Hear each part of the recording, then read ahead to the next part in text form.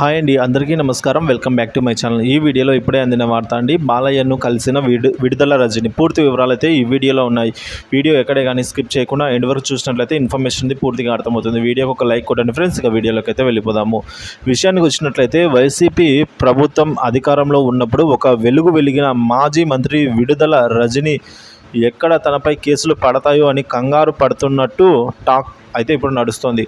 ఒకప్పుడు చిలకలూరిపేటకు చెందిన మాజీ మంత్రి ప్రత్తిపాటి పుల్లారావు ప్రాపకంతో రాజకీయంగా పుంజుకున్న రజని అనూహ్యంగా గత ఎన్నికలకు ముందు వైసీపీలో చేరి చిలకలూరిపేటలో వైసీపీ సీటు దక్కించుకొని ప్రత్తిపాటి పుల్లారావుని ఓడించారు. అనూహ్యంగా మంత్రి కూడా అయిపోయారండి.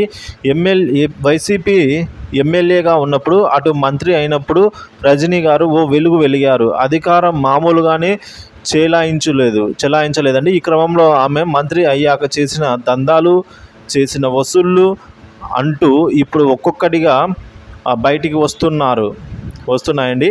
ఇక ఏపీలో వైసీపీ ఘోరంగా ఓడిపోవడంతో చిలకలూరిపేట సంబంధించి ఆమె చేసిన దందాలలో నష్టపోయిన వాళ్ళంతా కూడా తెరపైకి వస్తున్నారు.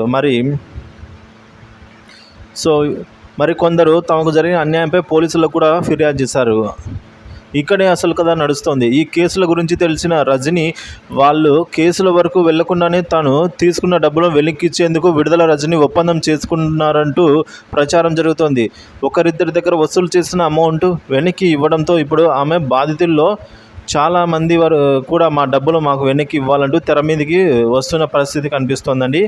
ఏదేమైనా అధికారం ఉన్నప్పుడు దానికి ఎంజాయ్ చేయడం కాదు, వెళ్ళడం కాదు, ప్రతిపక్షంలో ఉన్నప్పుడు ఎలా నిలబడాలో అన్నది ఇప్పుడు రజనీకి బాగా తెలిసి వస్తుందని సెటైర్లు పేలుతున్నాయి. ఒక్క ఓటమి దెబ్బకు మాజీ మంత్రి విడుదల రజని ఉక్కపోత ప్రారంభమైందని చెప్తున్నారు.